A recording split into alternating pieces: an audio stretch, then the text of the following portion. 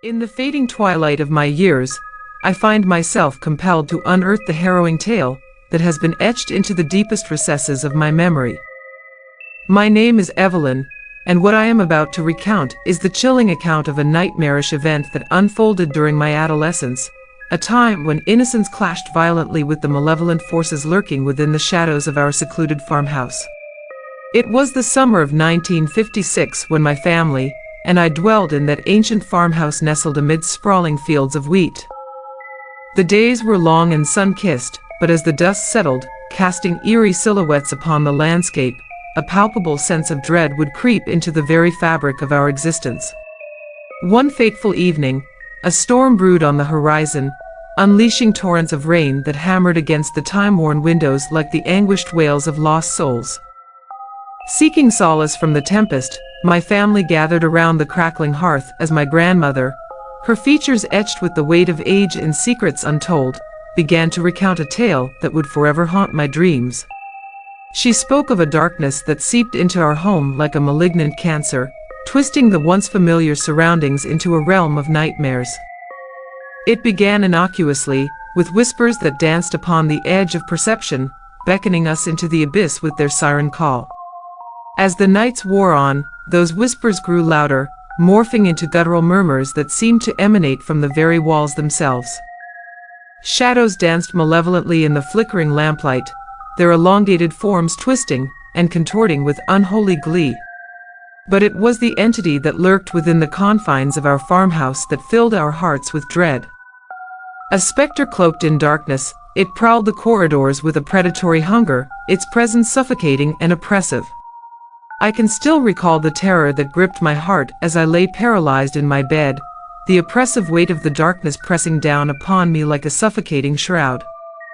Each night, I would huddle beneath the covers, praying for the dawn to banish the horrors that prowled just beyond the threshold of my room. Yet, it was during one fateful night that the true horror of our plight was revealed. Awakened by the plaintive cries of my younger brother, I stumbled bleary-eyed into the hallway, only to be met with a scene that would forever be seared into my mind. My brother stood frozen in terror, his eyes wide with fear as he stared into the yawning abyss of the darkness that loomed before him. And there, amidst the swirling shadows, stood a figure shrouded in darkness, its form twisted and contorted into an unholy mockery of humanity. With a primal scream, my grandmother hurled a lantern towards the intruder, its golden light piercing the veil of darkness and revealing the grotesque visage of the entity that had plagued us for so long. Its eyes gleamed with malevolent intelligence as it recoiled from the searing light, its unearthly shrieks echoing throughout the farmhouse. In that moment, we knew that we were facing a force beyond our comprehension, a darkness that hungered for our very souls. With trembling hands, we fled into the night, leaving behind the shattered remnants of our once peaceful existence. To this day, the memory of that night haunts me like a specter from the depths of hell, a grim reminder of the horrors that lurk just beyond the veil of our reality.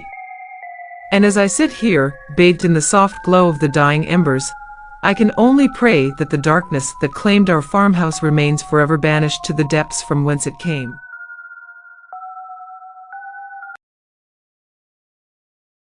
We were looking for a bit of adventure, so when Sarah suggested camping in the woods, Emily and me Jack were all in.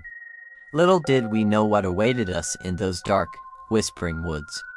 As we set up camp, everything seemed fine, but as night fell, the whispers began, sending shivers down our spines. Suddenly, our peaceful getaway turned into a fight for survival as we realized we weren't alone in those woods.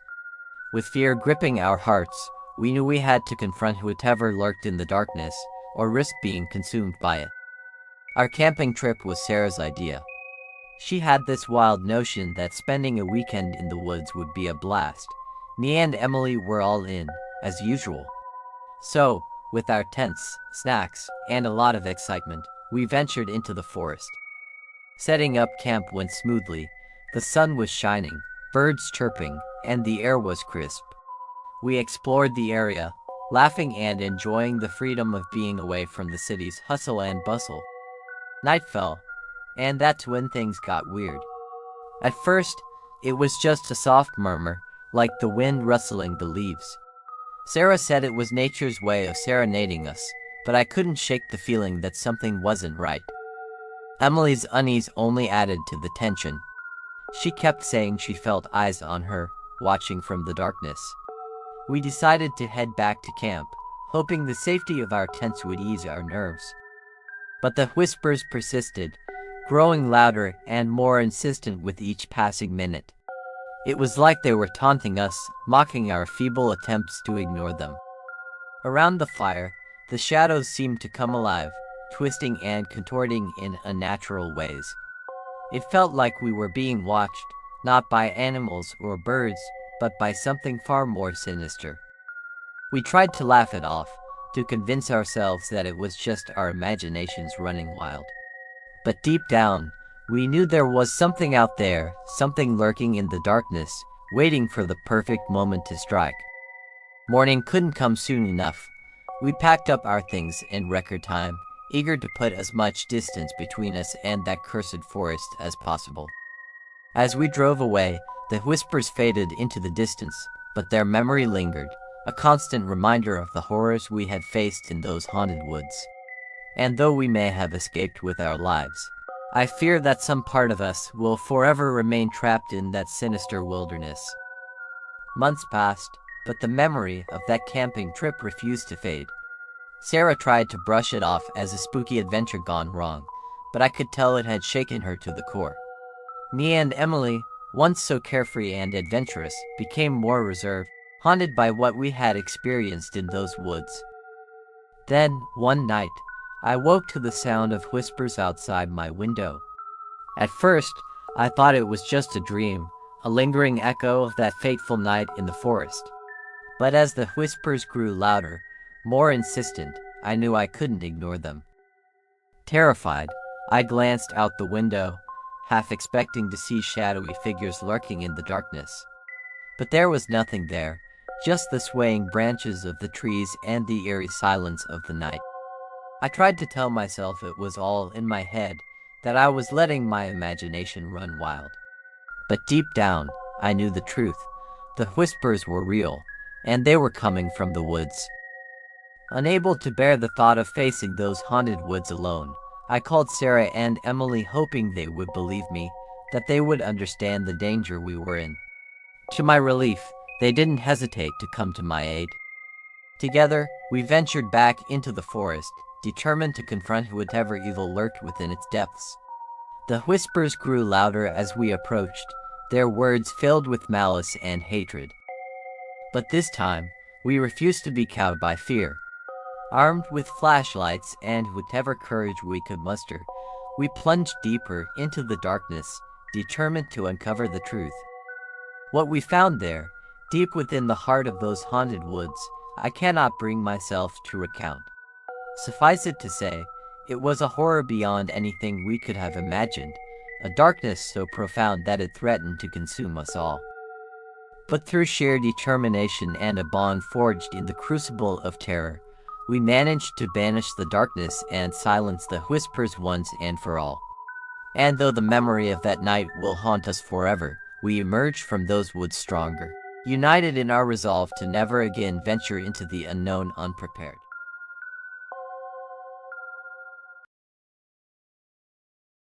My name is Jonathan Harker, and the events I am about to recount are so terrifying that they still plague my nightmares.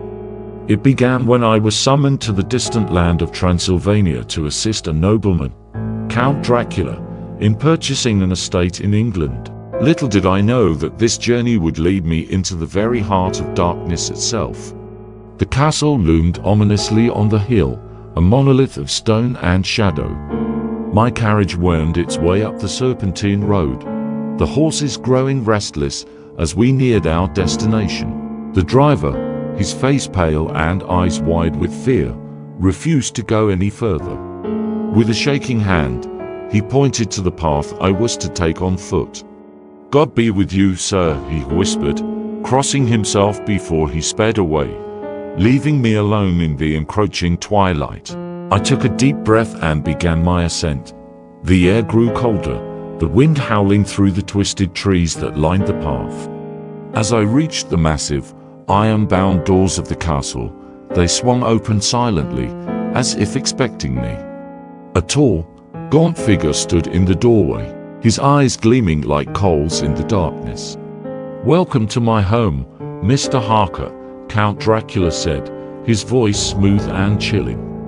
"I am glad you have arrived safely." I entered the castle, its vast halls and corridors echoing with an eerie silence. Dracula led me to my room, a small chamber with a heavy wooden door and a single barred window. Despite the comfort of the furnishings, an unease settled over me, gnawing at the edges of my mind. Days passed, and I saw little of my host. He appeared only at night, his presence sending shivers down my spine.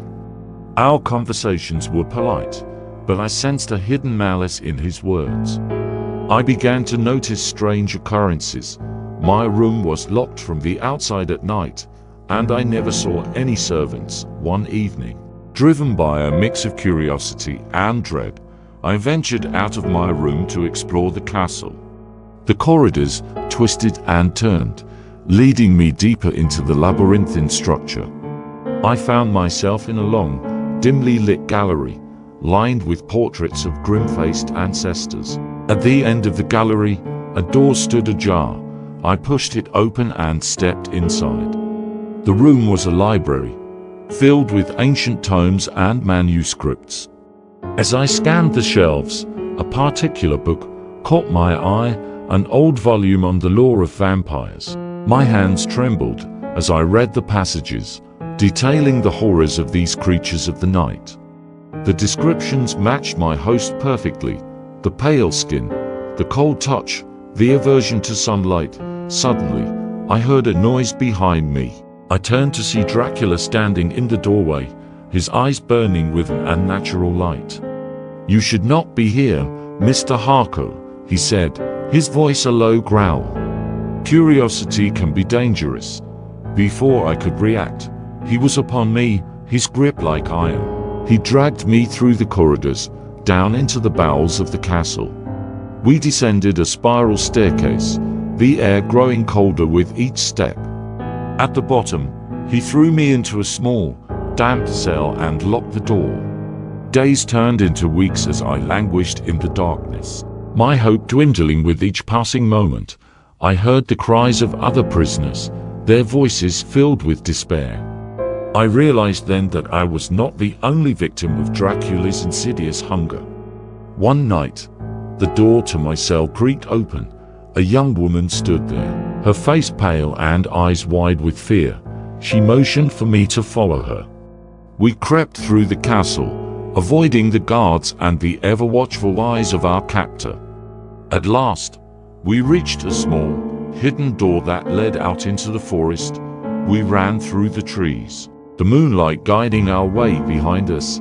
I heard the howl of wolves and the unmistakable sound of pursuit. We reached the edge of the forest and found a small village. The villagers took us in, their faces a mix of pity and horror, as we told them our tale safe at last. I vowed to expose Dracula's true nature to the world. But even now, as I write these words, I know that he is still out there, lurking in the shadows, waiting for the night to fall. My name is James, and I live in a small, quiet neighborhood where everyone knows each other, or at least we thought we did. It was the kind of place where kids played on the streets until dusk, and neighbors exchanged pleasantries over white picket fences. But that all changed when he moved in next door. It was a gloomy Tuesday when the moving truck pulled up to the old abandoned house beside mine. I watched from my window as a tall, gaunt man with a weathered face and piercing blue eyes directed the movers with unnerving precision. His name was Mr. Harding, and from the moment he arrived, an unsettling aura enveloped the neighborhood. Mr. Harding kept to himself, rarely seen during the day. The few times I did catch a glimpse of him, he was always dressed in the same dark, tattered coat and a wide-brimmed hat that cast a shadow over his face. He never smiled, and his eyes seemed to bore into anyone who dared to look his way. One night, curiosity got the better of me. I decided to pay Mr. Harding a visit, armed with a bottle of wine as a peace offering. As I approached his house, the air grew colder, and an unnatural silence fell over the street. I hesitated at his front door, a sense of dread creeping over me, but I forced myself to knock. The door creaked open, and there stood Mr. Harding, his face half hidden in the shadows. He didn't invite me in, but his icy stare made it clear I should speak. "Good evening, Mr. Harding," I stammered, holding out the bottle. "I thought I'd welcome you to the neighborhood." He took the bottle without a word, his bony fingers brushing against mine, sending a shiver down my spine. I mumbled a goodbye and quickly retreated to the safety of my home. That night, strange noises began to emanate from Mr. Harding's house.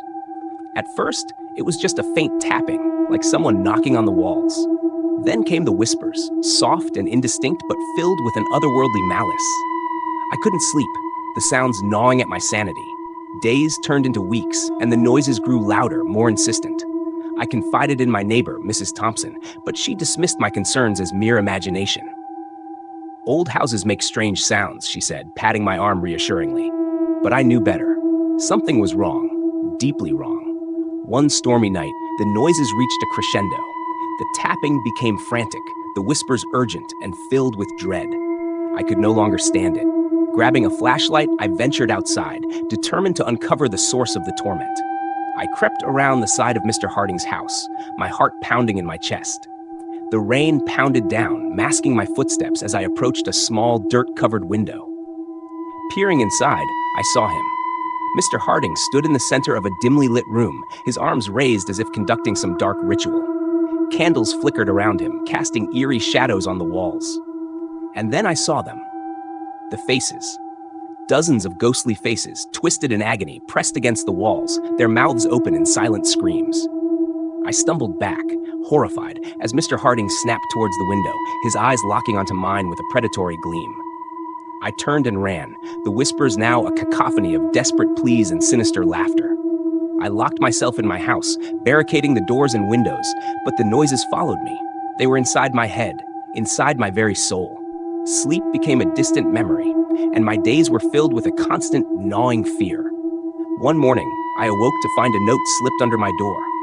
In spidery handwriting, it read, "You should never have looked." That was the last straw. I packed my belongings and fled the neighborhood, leaving behind the life I once knew. But no matter where I go, the whispers follow, a constant reminder of the man next door and the darkness he brought with him. So, if you ever find yourself living next to a man like Mr. Harding, heed my warning. Never look into the shadows, for some secrets are better left undiscovered. My name is Alex, and this is the story of the night I found myself trapped in an elevator, plummeting into an abyss I never knew existed. It started like any other evening. I had just finished a late shift at the office and was eager to get home. The building was eerily quiet, the kind of quiet that wraps around you and makes your footsteps echo unnaturally loud. I pressed the button for the elevator, impatiently tapping my foot as I waited for it to arrive. When the doors finally opened, I stepped inside and pressed the button for the ground floor. The elevator jolted slightly before beginning its descent. I leaned against the wall, rubbing my eyes, exhaustion weighing heavily on me. A few floors down, the lights flickered. I glanced up, momentarily distracted from my drowsiness. The flickering continued, the intervals between light and dark growing shorter. I shrugged it off as a typical building quirk until the elevator shuddered violently, throwing me off balance. The lights went out completely, plunging me into pitch darkness. I fumbled for my phone, the only source of light I could think of. As I turned on the flashlight, I saw the emergency button and pressed it repeatedly, but there was no response. Panic began to set in. The elevator started moving again, but something was wrong. The sensation wasn't the smooth, controlled descent I was used to. Instead, it felt like the elevator was falling, accelerating faster and faster. The walls seemed to close in, the air growing colder and thicker, making it hard to breathe. I tried to calm myself, taking deep breaths, but my heart was pounding so hard it felt like it might burst out of my chest. I checked my phone, desperate to call for help, but there was no signal. I was completely isolated, trapped in a metal box hurtling towards God knows where. Minutes stretched into what felt like hours. The falling sensation intensified, and my ears popped painfully. I screamed for help, banging on the doors, but there was no response, no sign that anyone could hear me. The temperature continued to drop, and I could see my breath fogging in front of me. Just as I thought I couldn't take it anymore, the elevator jolted to a stop. The sudden stillness was disorienting. The lights flickered back on, dim and eerie. I rushed to the doors, prying them open with all my strength. They gave way slowly, revealing a dark, narrow corridor. I stepped out cautiously, the silence almost deafening. The corridor stretched out into darkness, no end in sight. I glanced back at the elevator, but the doors had closed behind me, sealing my way back. With no other choice, I started walking, the sound of my footsteps echoing unnervingly in the narrow space. As I ventured further, the walls seemed to pulse with a faint, almost imperceptible rhythm, like a heartbeat. Shadows danced at the edge of my vision, making me question my sanity. The air was thick and oppressive, filled with a metallic tang that clung to my throat. Then I heard it, a low, guttural whisper, like a voice carried on the wind. I couldn't make out the words, but the tone was unmistakably malicious. I quickened my pace, my heart racing, but the whispers grew louder, more insistent. Suddenly, a figure appeared ahead of me, blocking the path. It was tall, its features obscured by darkness. I stopped, paralyzed with fear. The figure moved closer, and I could see its eyes, cold, empty voids that seemed to suck the light out of the corridor. I turned and ran, the whispers now a cacophony of malevolent voices. My breath came in ragged gasps as I sprinted back towards the elevator, praying it would somehow be there, waiting to take me back to safety. But when I reached the spot where the elevator should have been, there was nothing but a solid wall. Despair washed over me. I sank to my knees, clutching my head, the whispers clawing at my sanity. The figure closed in, its presence suffocating. Just as it reached out to touch me, everything went black. When I woke up, I was in a hospital bed, surrounded by concerned faces. They told me I had been found unconscious in the building's basement, near the elevator stuck between floors. They said I must have hallucinated due to stress and exhaustion. But I know what I experienced was real.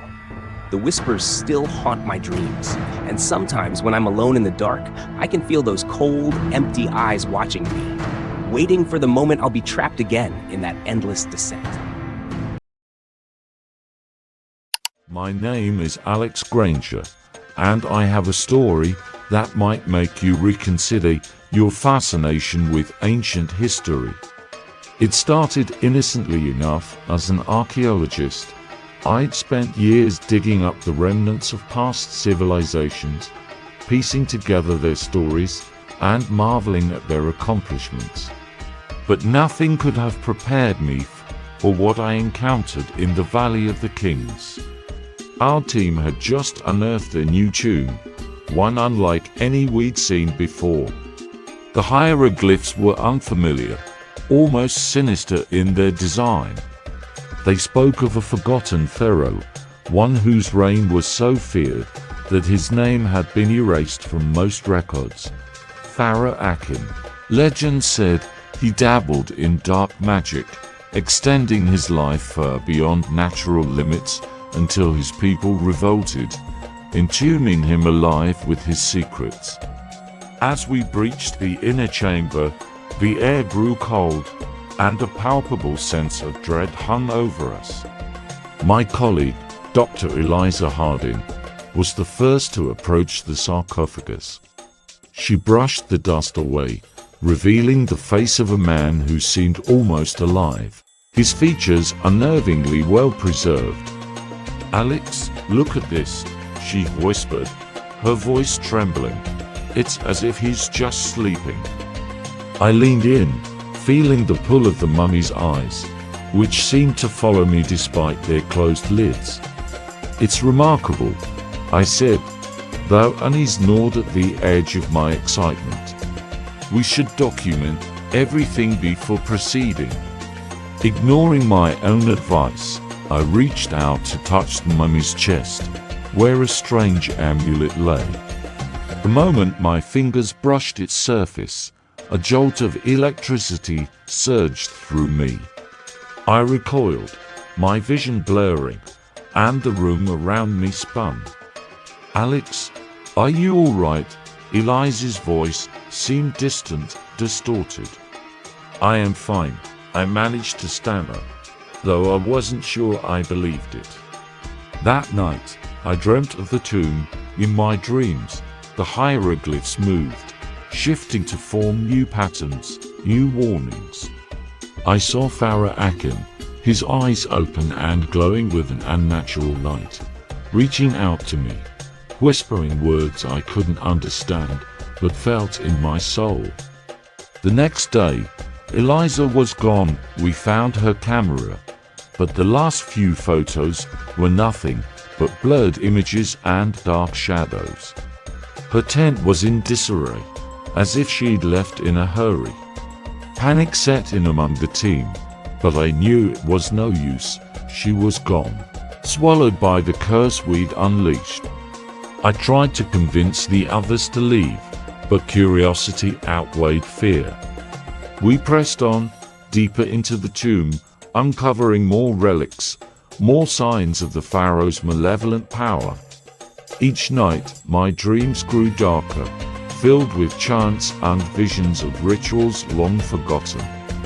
One evening, as we gathered around the campfire, a sudden gust of wind extinguished the flames. The temperature plummeted, and the desert, usually so alive with nocturnal creatures, fell eerily silent. We huddled together, trying to relight the fire, when a voice, deep and resonant, echoed from the darkness. "Why have you disturbed my slumber?" The voice came from nowhere and everywhere. I turned, and there, illuminated by the pale moonlight, stood the mummy of Pharaoh Akim. His eyes glowed with a terrifying intensity, and his presence radiated a cold malice. "We must leave," I whispered, my voice barely audible over the pounding of my heart, but it was too late. One by one, my colleagues fell to their knees, their eyes glazing over as they stared at the pharaoh. He raised a hand, and I felt an invisible force grip my throat, lifting me off the ground. I struggled, gasping for air, my vision darkening. As I slipped into unconsciousness, I heard his voice inside my head. "You will be my vessel, Alex Granger. Through you, I shall live again." When I woke, I was alone in the desert. The camp was gone, the tomb sealed, and my colleagues were nowhere to be found. But I wasn't the same. I could feel him inside me, whispering, waiting. Now, as I write this, I can feel him taking control. My thoughts are no longer my own, my actions driven by a will not mine. If you find this, know that I tried to warn you. The pharaoh lives, and he hungers for more than just vengeance. He seeks a kingdom, and through me, he shall have it.